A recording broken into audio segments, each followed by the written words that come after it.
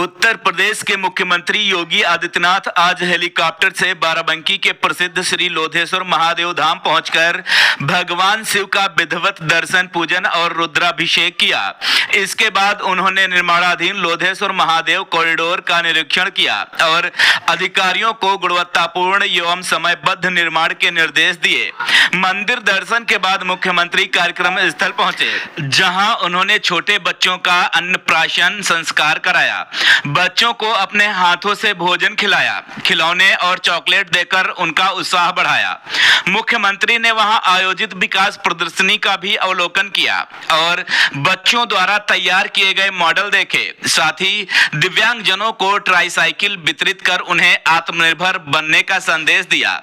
मुख्यमंत्री ने विभिन्न विभागों की जन कल्याणकारी योजनाओं के लाभार्थियों को सहायता राशि, उपकरण और प्रमाण पत्र भी प्रदान किए। मुख्यमंत्री ने इस दौरान जनपद के विकास को नई गति देते हुए 542.41 करोड़ की लागत वाली 82 विकास परियोजनाओं का लोकार्पण एवं शिलान्यास किया। साथ ही विभिन्न सरकारी योजनाओं के लाभार्थियों को करोड़ों रुपए की सहायता, आवास स्वीकृति पत्र, कृषि यंत्र, टूल किट, ट्राईसाइकिल और अन्य लाभ वितरित किए। उन्होंने सपा और कांग्रेस पर हमला बोलते हुए कहा कि यह वही पैसा है जिसे वे लोग पहले कब्रिस्तान के नाम पर डाइवर्ट कर देते थे। ये जो बांटने वाले लोग हैं ना, ये सपा कांग्रेस के नाम पर जितने भी नमूने हैं, याद करना जब आपके ऊपर संकट आता है सबकी बोलती बंद हो जाती है, ये सबका मुंह बंद हो जाता है, कोई बोलेगा नहीं। और यही कारण था, पैसा आपका, लेकिन वो पैसा खर्च होता था कब्रिस्तान की बाउंड्री वाल के नाम पर।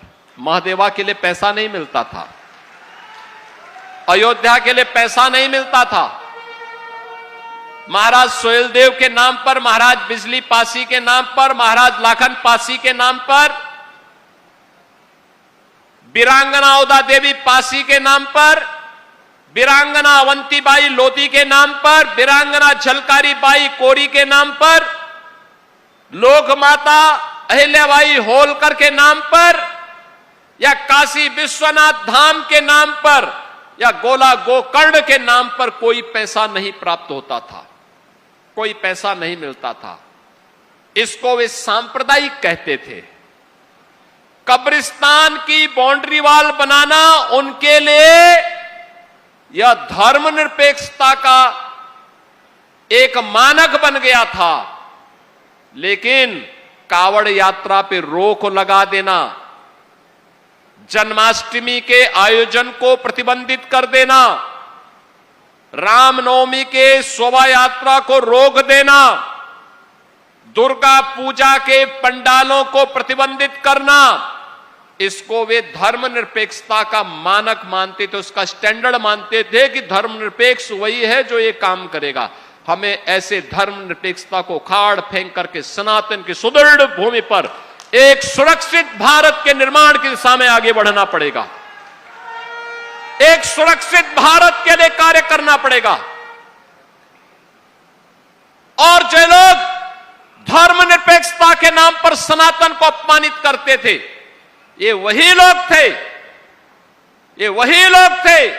एक और आपको अपमानित करते थे, आपके पर्व और त्योहार के पहले उपद्रव करते थे, अराजकता फैलाते थे, और दूसरी तरफ अपने बुर्गों से अवैध वसूली करवाते थे। यानी उन्होंने कोई निवेश तो किया नहीं, क्योंकि अराजकता थी, कर्फ्यू था, दंगा था। तो वे लोग क्या करते थे, गांव-गांव में, शहर-शहर में उन्होंने कट्टा और बम बनाना शुरू करा दिया। उस कट्टे और बम से फिर व्यापारी लूटा जाता था, बेटी की इज्जत के साथ खिलवाड़ होता था। और आज कट्टा और बम नहीं, अब तो लखनऊ में ब्रह्मोस मिसाइल बन रही है। ब्रह्मोस मिसाइल एक बार जब दागा जाता है ना, तो पाकिस्तान से लेकर के उसके आका तक सबकी नींद उड़ जाती है और सब बाप बाप कह करके चिल्लाते हुए दिखाई देते हैं। यह है आज के भारत की ताकत। आज ब्रह्मोस मिसाइल बन रही है, आज डिफेंस मैन्युफैक्चरिंग कॉरिडोर का एक नया केंद्र यूपी बन गया है। अब बेटी भी सुरक्षित है और व्यापारी भी सुरक्षित है, तो बड़े बड़े निवेश आ रहे हैं और यूपी के नौजवानों को यूपी के अंदर ही काम भी मिल रहा है, नौकरी मिल रही है।